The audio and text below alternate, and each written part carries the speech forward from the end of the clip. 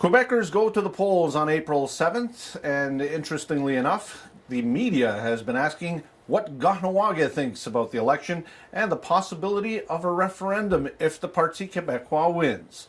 I spoke to Grand Chief Mike Delisle to get some of his thoughts. Our community has become very concerned, not just with the provincial election, but the possibility of a referendum on separation again as the outcome if the Parti Quebecois get back in as a majority. They're in a minority now, so they haven't raised the question. They've made some mistakes, but in answering some of those questions to outside media, but our community is very politically astute and has come forward and saying, well, what's Kahnawà, what's MCK, what are we going to do if in fact that does happen? So we felt compelled to say something. We've been picked up by every form of media outside for obvious reasons, as well as our brethren in Aguzasne and Grand Chief Mike Mitchell as well. But Kahnawà has been here forever. That's really, I think, the position that we've taken. Quebec has told us in the past that they were her first, which is ludicrous.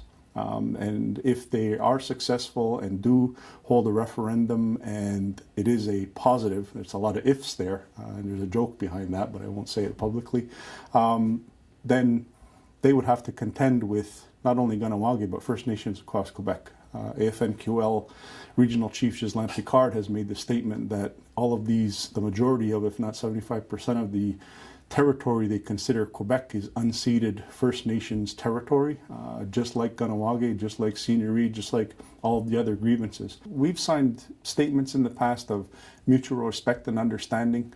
We respect and understand where they come from. And I'm not talking about the charter, I'm just talking about separation and their protection of language, culture, and so on, their way of life. They've learned it probably from us, if I could say it that way. So I'm hoping not. It's a matter of respect, and I think when we sit down with the table, QKR, Quebec-Kahnawà relations, I hope it doesn't have that kind of effect. It may in certain circles, because we know that there are technicians that we've dealt with for, at least in my time here since 1998, most of them remain consistent and they're constant regardless of change in government. We know some of them are, and they've told us, are separatists and Parti Quebecois supporters, and some of them aren't. So it really depends on which file, but from minister to myself or chiefs that sit at the table, I certainly hope not, because it's a matter of respect.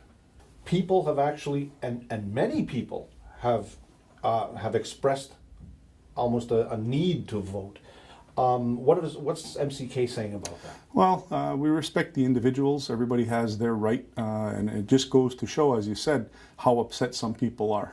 We're not going to promote it, obviously. I respect their opinion and decisions. If they're that adamant and upset that they need to go and vote, then that's fine. That's their right. Our local MNA, and I say ours tongue-in-cheek, Pierre Moreau, has been approached by people from the community saying, why should I vote for you? So they're actually getting involved in the election.